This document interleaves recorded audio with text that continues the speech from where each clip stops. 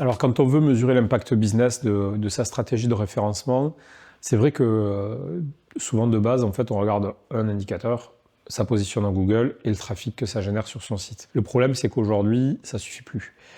pour deux raisons. La première, c'est que la recherche vient de plusieurs types de plateformes digitales aujourd'hui, et pas que de Google, et qu'il y a certaines plateformes sur lesquelles on n'a pas de data, on n'a pas de données, et le nombre de clics, le volume de clics va être beaucoup plus faible que celui de Google. Par contre, la qualité du trafic va être bien meilleure. Il y a des plateformes aussi, typiquement Instagram, sur lesquelles il n'y a pas de lien dans les publications, et on ne peut pas traquer convenablement finalement le trafic qui est issu de cette plateforme. On sait que ça va être plutôt du trafic direct qui va arriver sur son site. Donc du coup,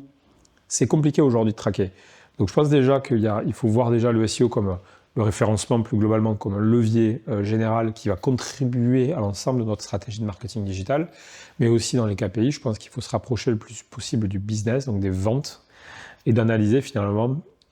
quel est le flux de vente que j'ai, de génération de leads ou de vente sur des sites e-commerce, comment il évolue en fonction des efforts marketing que je fais sur mes différents leviers,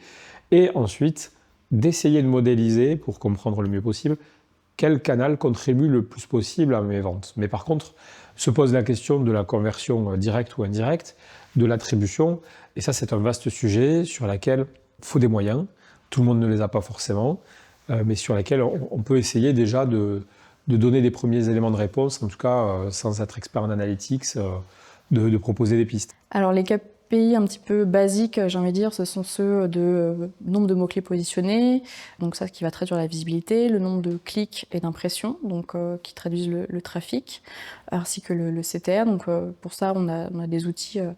marché et de la suite Google qui nous permettent de le faire. Pour aller un peu plus loin, effectivement, si un plan de marquage est mis en place dans Analytics 4 ou d'autres outils de tracking, on peut aller beaucoup plus loin en mesurant l'engagement des internautes, en